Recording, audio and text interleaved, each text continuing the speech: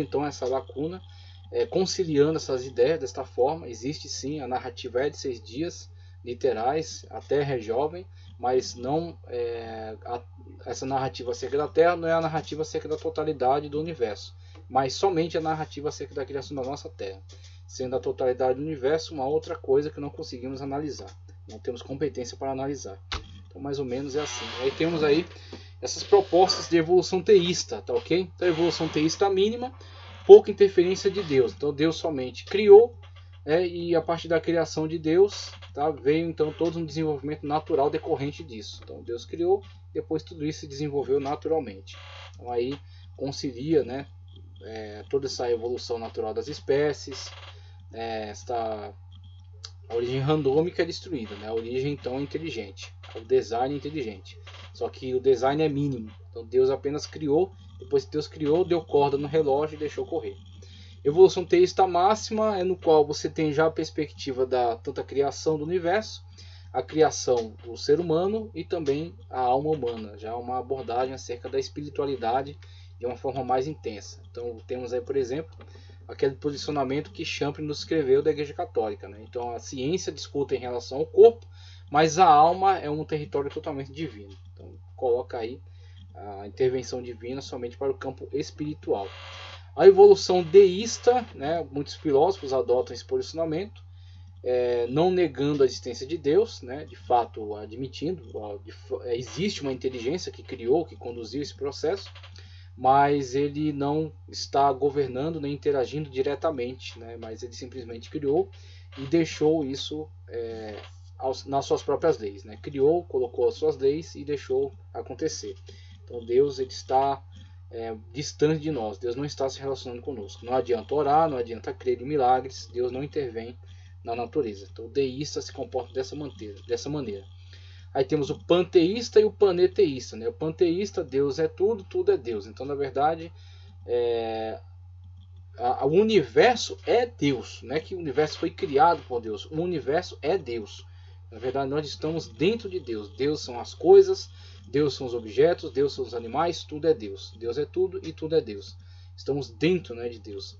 E o paneteísta encara a perspectiva da existência de fato de um Deus superior, mas cercado de toda uma pleiade de outros deuses que também colaboram com ele. E aí temos, por exemplo, as cosmogonias, né, e as cosmologias antigas que falam acerca da guerra dos deuses, né, para o surgimento, deuses que queriam impedir, outros que venceram a batalha e deram então início à criação de todo o universo que presenciamos hoje, tá? Então o panteísmo encara tudo como sendo Deus. Deus é a própria matéria. E o paneteísmo diz que existe um Deus cercado de diversos deuses que também interagem com ele nesse processo.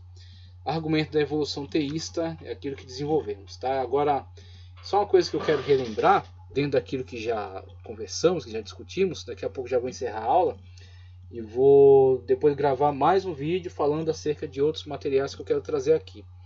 Mas ainda acerca daquela primeira leitura que fizemos em Gênesis, a terra era sem forma e vazia. Era a terra sem forma e vazia, trevas cobriam a face do abismo, conforme está aí, né, no ponto mais alto aí do seu vídeo. E o Espírito de Deus se movia sobre a face das águas, Gênesis 1 e 2. Só para deixar fixada, né, esta análise, sem forma e vazia, né, torru e borru, vazia e desocupada. A leitura, né, que foi inclusive favorecida aqui por Champlin, né, da teoria da lacuna, teoria do hiato, ela procura fundamentar a sua exegese em cima da interpretação dessas palavras, torru e borru. E principalmente fazendo com que elas interajam bastante, de uma forma muito próxima, da leitura que Isaías e Jeremias fizeram dessas palavras, como eles empregaram essas palavras nas suas profecias. Então temos os textos de Isaías 34:11, 45:18 e Jeremias 4:23. Se baseiam nesse vazio para exemplificar o resultado de uma destruição. Mas não é o caso daqui, Gênesis 1 e 2, pois o verbo raiar está relacionado a estava e não a tornar-se. Então não adianta você pegar uma palavra e você construir toda uma teologia em cima de uma palavra. Você tem que ver quais outras palavras estão relacionadas a ela dentro da frase e como aquelas palavras conduzem a interpretação. Então, quando você olha para o contexto de Isaías e Jeremias, eles de fato estão falando de uma desolação causada por uma guerra. uma destruição causada por uma intervenção. Um reino que entrou ali e fez aquela devassa, tá? Então por isso tornou-se sem forma e vazia, na leitura de Isaías e Jeremias. Uma vez que eles estão dentro da sua profecia, abordando a questão de uma destruição causada. Agora, quando você transporta, você força a exegese, você produz uma exegese, né? E você força essa leitura para que ela seja a interpretação prioritária de Gênesis 1 e 2, aí você não está respeitando aquilo que o próprio texto te fornece. Então, enquanto lá em Isaías e Jeremias aquela destruição foi o resultado de uma batalha, de uma guerra, aqui em Gênesis o texto não favorece essa leitura, uma vez que raiar significa estava, ou seja, naquele momento, naquele quadro, naquela situação, como estava toda a terra, toda a criação, como estava todo o universo. Estava vazio e desocupado. Estava, não se tornou. Para ser se tornou, teria que se utilizar outra palavra. A palavra utilizada foi raiar, e raiar não é tornar-se, sim estava. Então ali é uma descrição do caos primordial, o caos no qual estava aquele universo antes da intervenção criadora, antes da intervenção divina para trazer ordem, para trazer organização. Tá, okay? Então quando Deus interveio, organizou tudo aquilo, colocou tudo em ordem, colocou cada coisa no seu lugar e trouxe então a ocupação quando criou os seres que ali habitaram, que ali passaram a habitar. Então ali apenas estamos num processo criativo, ainda não está organizado, mas estará. Quando Deus então der a ordem e tudo se organizar, tudo estiver no seu lugar, atendendo à vontade de Deus. Trevas cobriam a face do abismo, veja só, Rosek. Essas trevas estão associadas à desordem e serão iluminadas pela luz vinda de Deus. Então temos aí as trevas, não como algo maligno, tá? Não como algo decorrente de uma atuação diabólica, mas as trevas simplesmente como algo borrado, algo que ainda será moldado, algo que ainda será aperfeiçoado, tá ok?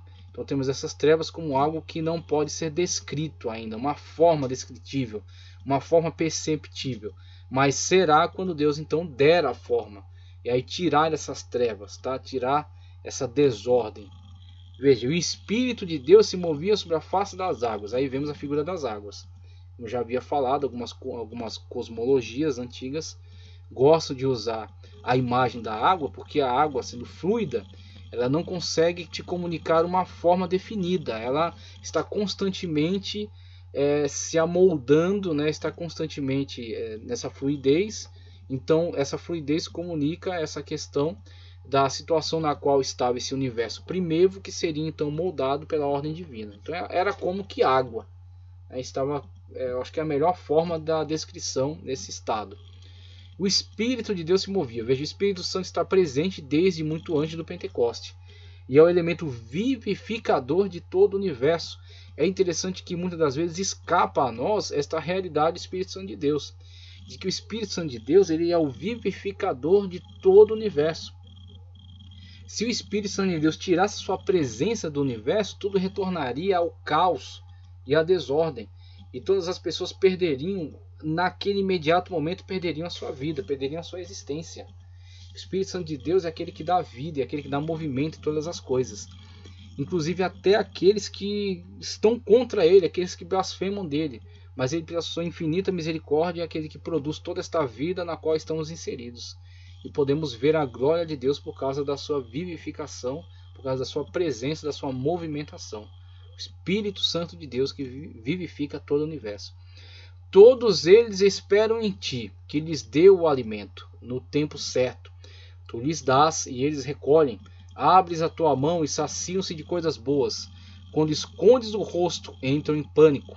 Quando lhes retiras o fôlego, morrem e voltam ao pó.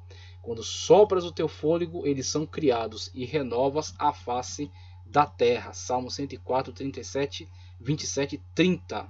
O imenso valor do Espírito Santo como vivificador de todo o universo, aquele que se movia sobre a face dessas águas primevas, né, que simbolizavam todo esse estado caótico. E ele já começou ali um processo de transformação, vivificação, de organização de todas as coisas. A atuação, né, do Deus trino, de Deus triuno, desde sempre, né, desde a eternidade.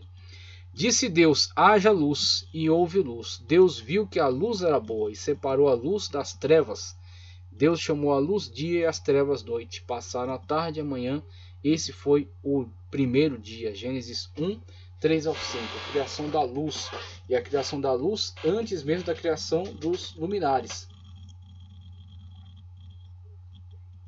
Do astro e do satélite que rebate então a sua luz. Então vemos aí uma outra luz, né? Vemos aí uma luz de origem divina e que ilumina todo o universo e que estará presente no tempo escatológico quando este astro não mais for útil, quando não mais for necessário. Será a luz divina que iluminará a Nova Jerusalém.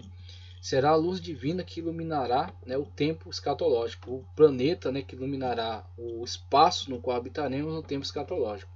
E a mesma luz divina que está presente antes mesmo da criação do astro, antes mesmo da criação do Sol, tá certo? Então Deus criou a luz e a luz se propaga no universo, trazendo a separação entre trevas, tá? Afastando as trevas e fazendo prevalecer então a sua luz, e dentro da sua luz a possibilidade de toda a criação, da existência de todas as coisas. Haja luz. Deus não necessita dos astros para fornecer luz à sua criação, sendo esses criados apenas no quarto dia. Todas as coisas foram feitas por intermédio dele. Sem ele, nada que existe teria sido feito. Nele estava a vida, veja, perceba, e esta era a luz dos homens. João 1, 3, 4. Cristo Senhor, no qual está a vida, e a vida era a luz dos homens. Como a luz de Deus ilumina todas as coisas, vivifica, traz vida e sustenta a vida dentro do nosso universo. E Cristo, aquele que é o Logos divino, aquele por meio de quem tudo foi feito. Tudo foi feito por ele, sem ele nada que foi feito se fez. E ele é a luz. Então a luz além do sol. Por isso que temos que ter essa leitura mais atenta para vermos que existe algo da parte de Deus para todos nós e que está além desse sistema no qual estamos hoje contidos, né? Estamos limitados ao tempo e espaço, né? Vemos sempre constantemente o sol se pôr, raiar no horizonte. Estamos ligados a essa atividade. Só que temos uma luz que vem da parte de Deus que é independente deste sol, tá certo? Que é a luz que ilumina de fato, que trouxe a criação, a existência de todas as coisas. Pois Deus que disse, das trevas resplandeça a luz. Ele mesmo brilhou em nossos corações para a iluminação do conhecimento da glória de Deus na face de Cristo. 2 Coríntios 4, 6. Então vemos a manifestação da luz além da questão do sol, tá? Além dos luminares. A questão da luz que vem da parte de Deus.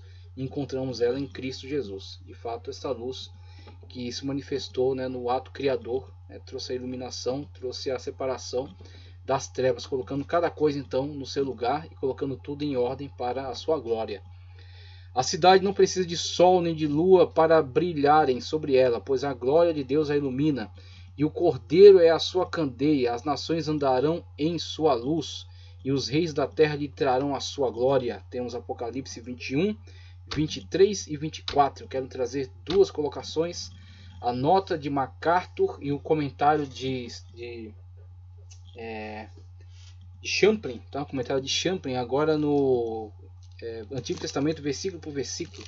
Estava lendo a obra, né, Teologia, Filosofia, Bíblia, Teologia e Filosofia, e agora quero trazer também uma contribuição de comentário, o Antigo Testamento, versículo por versículo. Primeiro, aqui na Bíblia de MacArthur, a nota acerca do primeiro dia. Veja só, estamos falando aí sobre Borru e Torru, né, acerca da confusão e vazio. Trouxemos um esclarecimento, né, tirando um pouco dessa ênfase, né, que a teoria da lacuna lança sobre isso, e até certa distorção que produz, né, em cima disso aí. E agora acerca da literalidade do dia de 24 horas, tá ok? Então vamos ver aí um pouco sobre como MacArthur lida com essa questão, né, do dia ser literal, ser de fato um dia de 24 horas. E depois vamos ver um pouco mais, né, sobre essa questão desta narrativa da criação ser sim a narrativa da criação de todo o universo, e não simplesmente de ser uma narrativa à parte da criação de uma terra jovem que na verdade não é uma explicação total sobre a criação do universo. Então vamos ver, depois vamos dar uma olhada melhor acerca disso. Primeiro aqui acerca da literalidade do dia de 24 horas. Primeiro dia.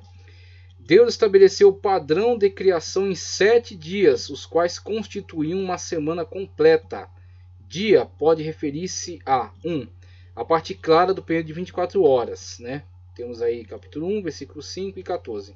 2. Um período de tempo estendido. Temos versículos 2 e 4. Ou 3. Um período de 24 horas que basicamente diz respeito à completa rotação da Terra em torno de seu eixo, chamado tarde e manhã. Isso não pode significar uma era, mas apenas um dia, reconhecido pelos judeus de um pôr do sol a outro pôr do sol. Eu cito vários versículos aqui, 8, 13, 19, 23, 31. No hebraico, dia seguido de adjetivos numerais sempre designa um período de 24 horas. Quando se compara a ordem da semana em Êxodo 20, versículos 8 a 11, com a semana da criação, esse entendimento do elemento tempo é confirmado. Então, a literalidade de Gênesis em relação ao dia de 24 horas, ela é corroborada pelo texto de Êxodo 20, 8 a 11, quando estabelece a semana, né, com descanso no dia 7º, e para isso, para fortalecer esse argumento de Moisés naquele texto, ele faz menção da criação. Deus criou tudo em 6 dias e no 7º descansou. E aí ele fortalece o argumento do descanso do sábado em Êxodo 20, 8 a 11. Pressupondo então, eu falei literalmente ali. Eu falei literalmente ali. E aquela literalidade se reflete aqui. A literalidade de Gênesis em relação aos dias da criação de 24 horas se reflete em Êxodo 20, 8 a 11 com relação à literalidade daquela semana e aqueles dias de 24 horas. Com a semana da criação, esse entendimento do elemento tempo é confirmado. Um ciclo desses de luz e trevas significa que a Terra estava girando em torno de seu eixo, de modo que havia uma fonte de luz em um lado da Terra, embora o Sol ainda não tivesse sido criado. E aí temos a fonte de luz, não necessariamente no Sol, mas sim na ordenança de Deus, né, para que essa luz passasse então a existir. Então essa luz é advinda mesmo da própria ordenança, né, do próprio poder de Deus. Então Deus é que fornece essa luz nesse ato criador, e esse dia, conforme contemplado aí, de fato indica, né, uma literalidade num dia de 24 horas. Tá? Um pouco mais acerca desta luz, que é muito interessante esse tema, veja só, agora Champlin vai nos indicar aqui no comentário, versículo por versículo, no Antigo Testamento. Página 11, disse Deus, haja luz e houve luz. Várias antigas cosmogonias falavam de uma luz primeva que nada tinha a ver com a luz solar. No relato de Gênesis, temos uma luz antes da criação do Sol, versículo 14, né? O que só teve lugar no 4º dia da criação. As cosmogonias babilônica, indiana, grega, fenícia falam sobre essa luz primeva.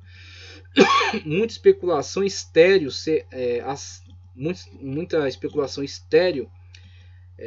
acerca, né, da criação dessa luz. Alguns supõem que a luz vinha do Sol, que já existia, mas que ainda não tinha sido posto como centro da órbita terrestre, conforme sucedeu mais tarde. Outros veem uma metáfora na expressão que não pode ser compreendida por meio de explicações literais. Certo intérprete aludiu a uma espécie de corpo luminoso, não Sol, que se movimenta de leste para oeste e que posteriormente teria sido transformado no Sol. Outros lembram a coluna de fogo e de nuvem da história posterior de Israel, pensando então que havia algo parecido com isso. Todas as explicações são inúteis, como coloca aqui, né, Champlin. A luz e as trevas. Apesar de não podermos entender bem a declaração do autor sacro, as lições morais e espirituais são óbvias. É preciso o Espírito de Deus para que o caos escuro da vida de um homem seja iluminado. Ver no dicionário o artigo sobre a luz, a metáfora da luz. Escrituras prevêem que a obra de Deus culminará na era futura em que não haverá mais trevas. Apocalipse 22:5. Deus é luz, os homens são luzes quando são piedosos. Jesus é a luz do mundo. Israel seria o último, Israel seguia a luz de Deus ao ser libertado do Egito, Êxodo 3:21. Vê também Isaías 45:7. Esse último versículo afirma que Deus também criou as trevas, embora hesitemos em afirmar tal coisa. Espiritualmente falando, porém, as trevas existem com um certo propósito, até que venham a ser finalmente revertidas. E viu Deus que a luz era boa ainda, capítulo 1, versículo 4. Essa luz era uma perfeita representação de seu pensamento, um reflexo da essência de seu ser. Portanto, Deus é luz. Essa luz era agradável, deleitosa, útil. Foi o primeiro passo na reversão do caos escuro.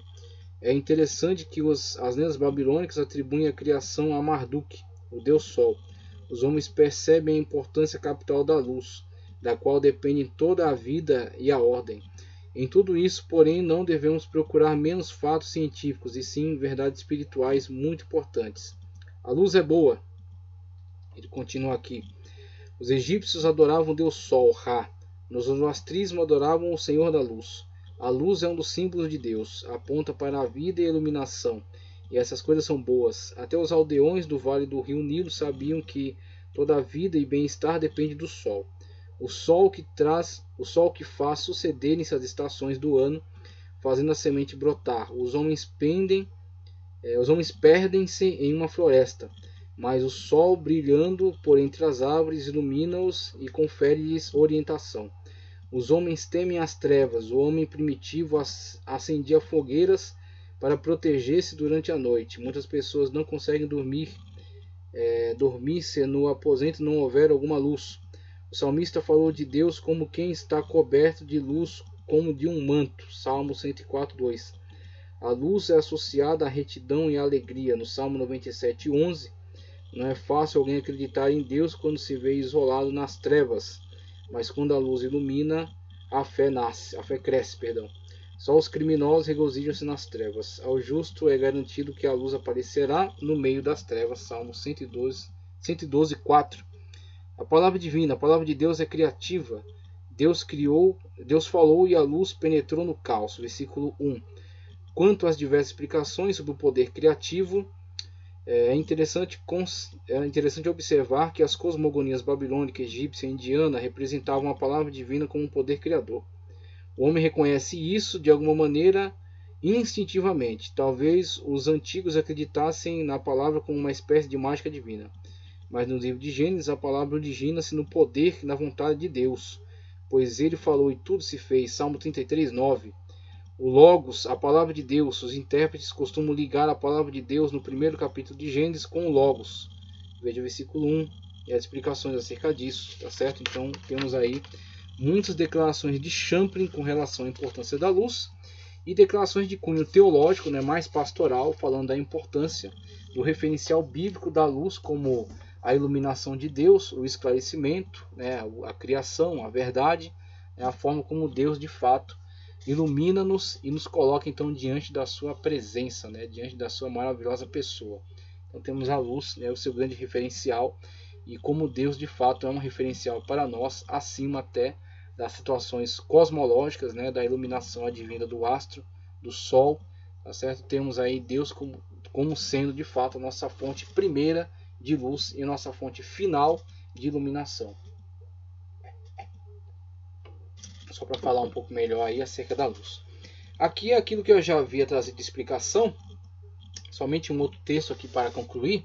Nos dois casos abaixo, o caos e o vazio são resultado de destruição, diferentemente do caso de Gênesis, onde temos a ausência de forma e o vazio de uma terra a ser trabalhada pela ação criativa da palavra de Deus.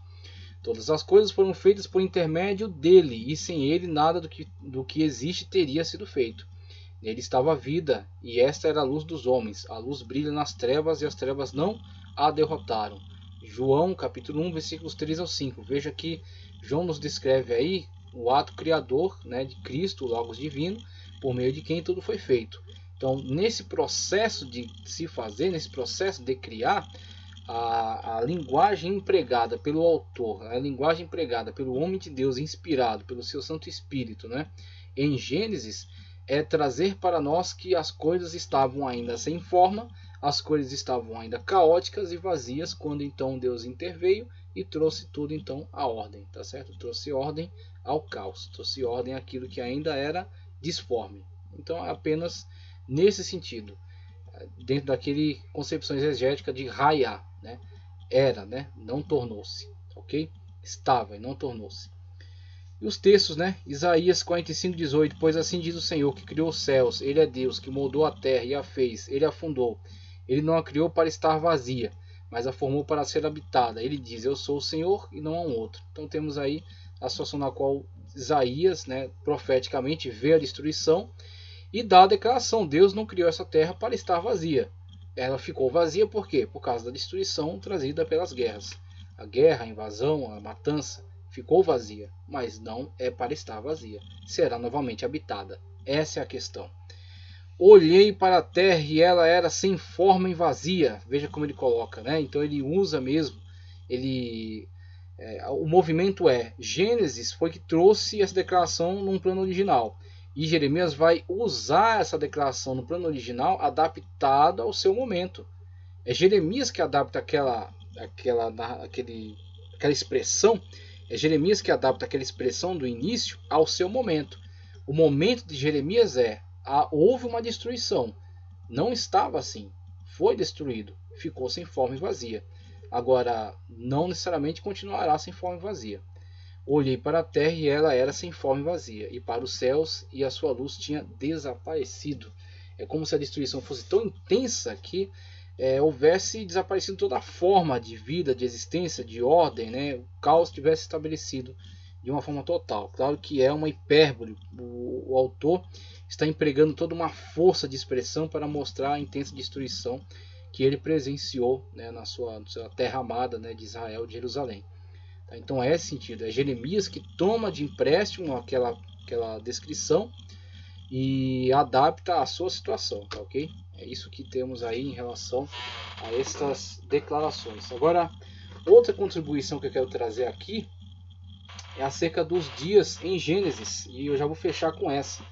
O tempo já se estendeu bastante aí, então eu quero fechar com essa declaração encontrada aqui na Enciclopédia de Apologética de Norman Geisler, corroborando também a ideia do dia de 24 horas. Ele traz outras teorias, mas eu não pretendo me alongar, tá? Então eu vou apenas trazer aqui como é que ele argumenta, tá? A questão do dia de 24 horas, e depois nós damos sequência aí com outros autores que vão também contribuir com um entendimento maior em cima da questão da criação, texto de Gênesis 1 e 2. Veja só, dias de Gênesis, problema apresentado, né? Página 370 da Enciclopédia Apologética de Norman Geisler. Dias de Gênesis. O problema apresentado pela ciência moderna aos defensores da interpretação literal de Gênesis 1 é lendário. Como pode haver 6 dias literais de criação quando a datação científica tem demonstrado que a vida surgiu gradativamente ao longo de um período de muitos milhões de anos, ou bilhões até, né? Veja só, com relação à vida seriam milhões, né? E com relação ao universo de modo geral seriam bilhões, conforme essas teorias. 6 dias de 24 horas. Os apologistas prontamente observam que esse problema é grave. É grave só para aqueles que acreditam em 6 dias sucessivos de 24 horas. Tá? Então esse problema é grave só para aqueles que acreditam em 6 dias sucessivos de 24 horas. Igual a 144 horas de criação. Isso não se aplica a outras posições de 24 horas, nem a posição que interpreta dias como sendo longos períodos de tempo. Argumenta em favor dos dias solares. O problema é ampliado pelo fato de haver evidência prima facie, que indica que os dias de Gênesis 1 realmente são períodos de 24 horas. Considere os seguintes argumentos. Significado normal de Yom. O significado normal da palavra hebraica Yom, dia, é 24 horas, e a não ser que o contexto indique o contrário. O contexto, tá? O contexto indica o contrário. Mas o contexto não indica nada além de um dia de 24 horas em Gênesis 1. Os números estão em série. Quando os números são usados numa série, 1, 2, 3, de dias, referem-se a dias de 24 horas. Não há exceção a isso em outra parte do Antigo Testamento. A expressão tarde e manhã é usada. A frase houve tarde e manhã denota cada período, já que o dia literal de 24 horas no calendário judaico começa no pôr do sol e termina antes do pôr do sol do dia seguinte. Gênesis 1 deve referir-se a dias literais. Os dias comparados a uma semana de trabalho. Segundo a lei de Moisés, Êxodo 20, verso 11, a semana de trabalho judaica de domingo a sexta-feira devia ser seguida do descanso no sábado, assim como Deus havia feito na sua semana de 6 dias da criação. Sabemos que a semana de trabalho judaica refere a 6 dias sucessivos de 24 horas. A vida não pode existir sem luz. Segundo Gênesis 1, o sol e as estrelas só foram feitos no quarto dia, 1:14.